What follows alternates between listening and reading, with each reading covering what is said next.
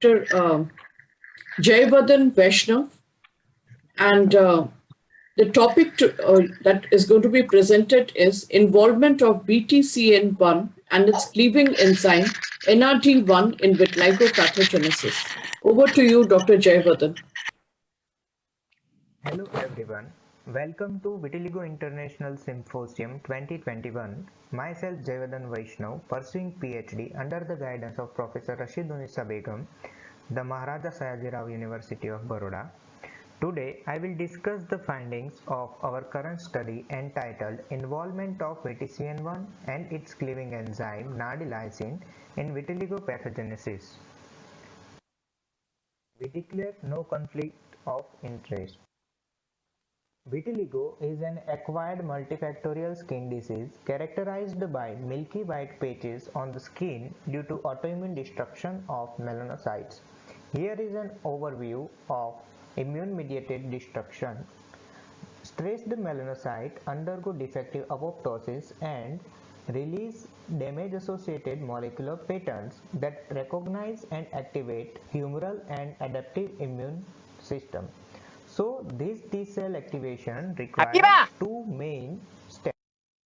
First step is the primary signal, which is mediated by the interaction between T cell receptor and MHC molecules, and second is co-stimulatory signal.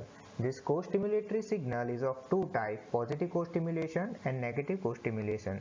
Our molecule VTCN1 V set domain containing T cell activation inhibitory molecule 1 is a negative co-stimulatory molecule that inhibits T cell activation upon binding with its unknown receptor on T cell. Experimental evidences suggest dysregulated VTCN1 aggravates different autoimmune conditions such as systemic lupus erythematosus and rheumatoid arthritis. This VTCN1, along with its membrane-bound form, it is also present as a soluble VTCN1. This membrane-bound VTCN1 is cleaved by NADI-lysine enzyme. These reports make us curious to explore its role in vitiligo. So these are my objectives: to assess VTCN1 and NADI-lysine transcript levels from the skin sample of vitiligo patients and controls, to estimate VTCN1 and NADI-lysine protein levels from the plasma of vitiligo patient, to assess VTCN1 protein expression from the skin sample of vitiligo patients.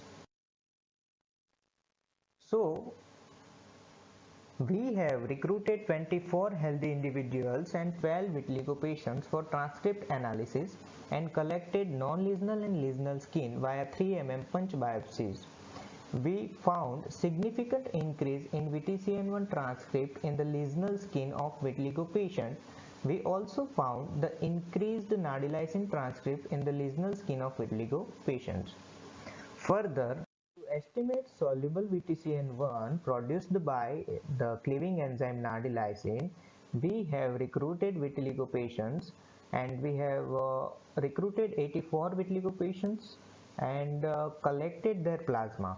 We found significant increase in soluble VTCN1 levels as well as NADI-lysine levels from the vitiligo patient compared to controls. Upon bifurcation of patient population according to the type and activity of vitiligo, we found increased soluble VTCN1 and NADI-lysine in generalized and active vitiligo patients compared to controls. We have also divided the patient population according to early and late onset of vitiligo.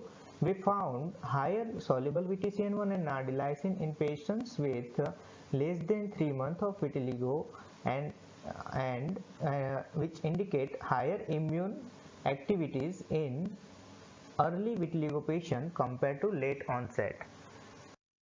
To inspect the state of VTCN1 protein in vitiliginous skin, we have analyzed 13 control and 12 patients' skin samples from the lesional, perilesional and non-lesional area. Interestingly, we found VTCN1 expression in basal layer of epidermis, while in the lesional and perilesional skin there is very low to negligible VTCN1 expression is there. These results indicating loss of VTCN1 might responsible for breakdown in tolerance and immune-mediated destruction of melanocytes. Overall, our results suggest increased NADI lysine and its mediated cleavage of VTCN1 and increased soluble VTCN1 exacerbate melanocyte specific cytotoxic T cells and destruct the melanocytes results into the vitiligo. We would like to acknowledge the vitiligo patients and healthy individuals for their participation.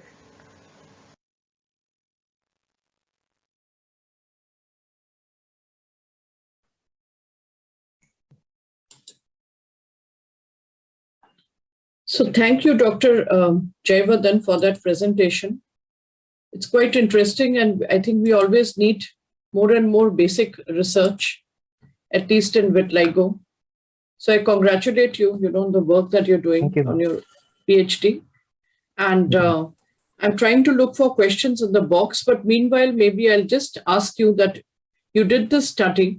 So what would you say would be your recommendations actually after doing this study?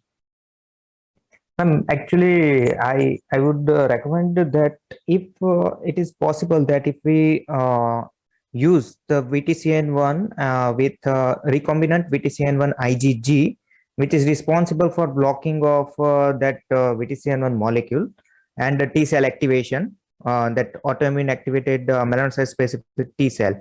So that can be a good therapy for vitiligo in future. So further, we have to confirm this also with large population if possible. Yes, ma'am. Okay, so do you plan to also continue your study further? Yes, ma'am. Yes, ma'am. Yeah.